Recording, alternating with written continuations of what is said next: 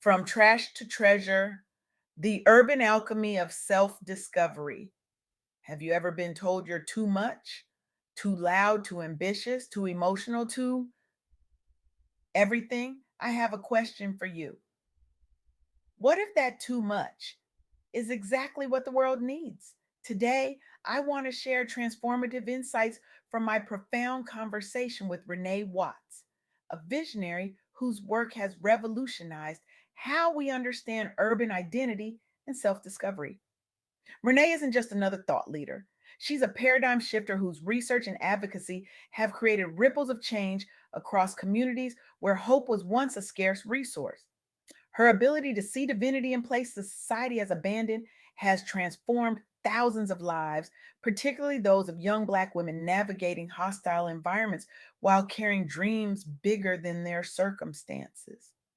When I first encountered Renee's work, I was struck by her ability to articulate something many of us feel but struggle to name, that peculiar alchemy that happens when someone society has discarded as trash discovers they were treasure all along. This isn't just poetic metaphor, it's the lived reality of countless Black women whose environments attempted to define their worth. Let's be honest, the world has specific ideas about Black women from urban environments. These narratives aren't just limiting, they're suffocating. They're the kind of stories that make you shrink yourself, that make you question whether your dreams are realistic, that suggest your zip code is somehow indicative of your potential. But what Renee Watts showed me, what I'm eager to share with you today, is that these very environments that attempt to confine us often contain the seeds of our greatest transformation.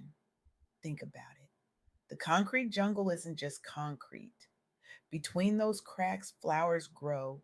Against all odds, beauty emerges. This isn't just poetry, it's the lived reality of countless Black women navigating urban spaces while carrying dreams bigger than their zip codes. Consider Nikia Watkins, who grew up in an under resourced Chicago neighborhood where educational opportunities were scarce and violence was common. The statistics, the societal expectations, the daily messaging, everything told Nikia to shrink, to accept limitations, to believe that her environment defined her potential. But Nikia refused that narrative. Instead of accepting these boundaries, she began questioning them. Why couldn't she create resources where none existed? Why couldn't she build bridges over the chasms society had placed in her path? What makes Nikia's story so powerful isn't just her individual success, though that's remarkable, but how she transformed her community in the process. Before becoming the entrepreneur we celebrate today, Nikia spent years in toxic environments where colleagues and supervisors consistently underestimated her abilities. The constant dismissal of her ideas, the microaggressions, the subtle and not so subtle messages that she didn't belong. These were daily battles. The turning point came when Nikia connected with a community of Black women entrepreneurs who saw in her what others had missed. They didn't just validate her vision, they expanded it. Through their collective wisdom, Nikia developed innovative funding models and cooperative strategies that challenged traditional business norms. Today, her initiative employs local community members and provides educational resources to young women facing the same barriers she once did. One Black woman's refusal to be defined by her environment has created ripples of opportunity throughout an entire community. This is what Renee Watts calls transcending environmental limitations, the profound recognition that while our surroundings may shape us, they need not confine us. But transcending limitations isn't just about economic mobility or professional achievement. It's also about something far more intimate, the journey toward authentic self expression. Sabria Randolph's story illuminates this path beautifully. As a creative entrepreneur from Atlanta, Sabria grew up in an environment where respectability politics reigned supreme. The message was clear. There was only one acceptable way to be a successful Black woman, and it involved carefully monitoring your voice, your appearance, your sexuality, your very existence. For years, Sabria attempted to fit into these predetermined molds, sacrificing her well being and creative expression in the process. The constant performance left her exhausted and disconnected from her true self. She was succeeding by external metrics, but failing at the most important measure: authentic joy. I spent so much time trying to be palatable, Sabria shared, that I forgot to ask myself what flavors I actually enjoyed. That realization became the catalyst for what she now calls her authenticity revolution. Sabria began embracing vulnerability as a strength rather than a weakness. She built a personal brand centered on authentic self expression, rejecting the notion that Black women must choose between success and selfhood. By refusing to fragment herself to fit into space not designed for her wholeness, Sabria not only found personal fulfillment, but created room for other Black women to explore their identities without judgment. Her platform now celebrates the multidimensionality of Black womanhood, challenging narrow definitions of success and beauty. This is the second insight from my conversation with Renee Watts. Authentic identity formation isn't just personal, it's political. When Black women from urban environments refuse to contort themselves to meet external expectations, they create permission for others to do the same. The most revolutionary thing a Black woman can do, Renee told me, is to love herself completely in a world that profits from her self doubt. But self love without economic power has its limitations. This brings us to the third crucial insight from our conversation: the journey from being underestimated to becoming unstoppable. Mary Johnson embodies this transformation.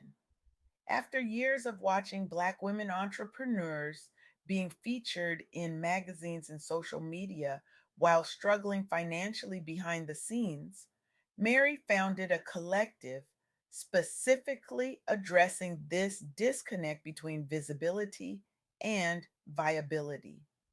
The pattern was familiar. Black women entrepreneurs would receive praise for their presence, look, diversity, while being systematically denied access to capital and resources. They were celebrated for their resilience while facing barriers that made resilience necessary in the first place. Mary's collective challenged this narrative by creating innovative mentorship structures and collective advancement strategies. Rather than competing for scraps, these women pooled resources, shared knowledge, and lifted each other as they climbed. The results speak volumes. The collective has secured significant funding, created jobs, and established wealth building mechanisms that extend beyond individual success.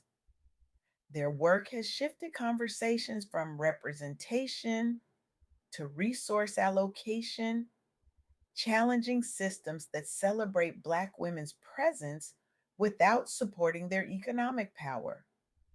This is what Renee Watts describes as moving from underestimated to unstoppable, recognizing that the very qualities society dismisses in Black women are often their greatest strengths.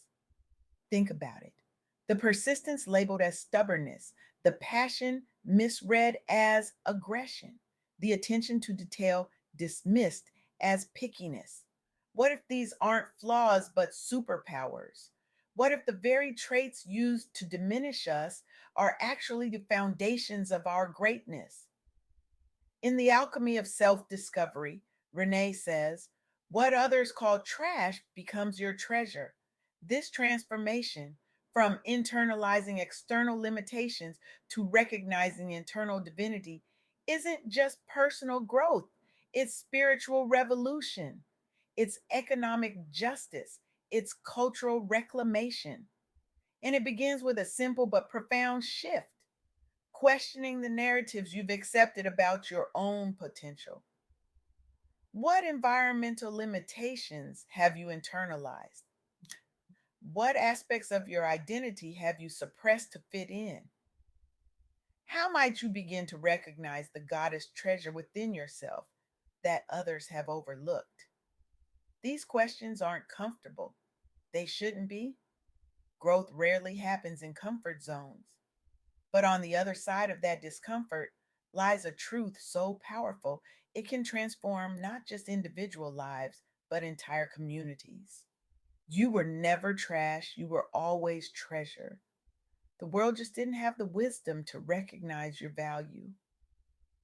As Audre Lorde reminds us, when I dare to be powerful, to use my strength in the service of my vision, then it becomes less and less important whether I am afraid. I challenge you today to begin your own urban alchemy, to look at the environments that have shaped you not as limitations, but as laboratories where your resilience was forged, to recognize that your so called flaws might actually be your most distinctive strengths, to understand that the very qualities others have dismissed in you may be precisely what the world needs most desperately right now. This isn't just about individual transformation, though that's where it begins. It's about collective liberation.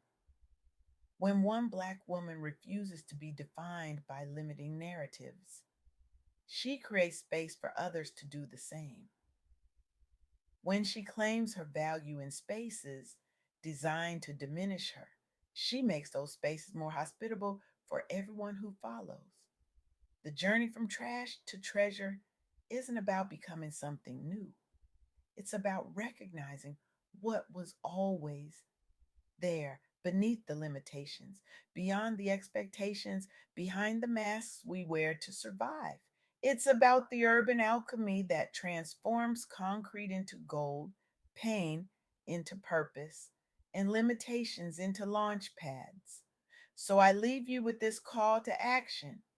Tomorrow morning, look in the mirror and ask yourself, what treasure am I carrying that the world has mistaken for trash? Then go out and show them, not for validation, but for liberation, yours and others. Because in a world that profits from your self doubt, the most revolutionary act is to recognize your inherent value and to live from that recognition every single day. Your environment may have shaped you, but it does not define you. Your past may inform your present, but it does not dictate your future. And what others dismissed as worthless was always a treasure waiting to be discovered by you first and foremost, and then by a world desperately in need of your unique brilliance. The alchemy begins now. The transformation is already underway. And the treasure, it was you all along.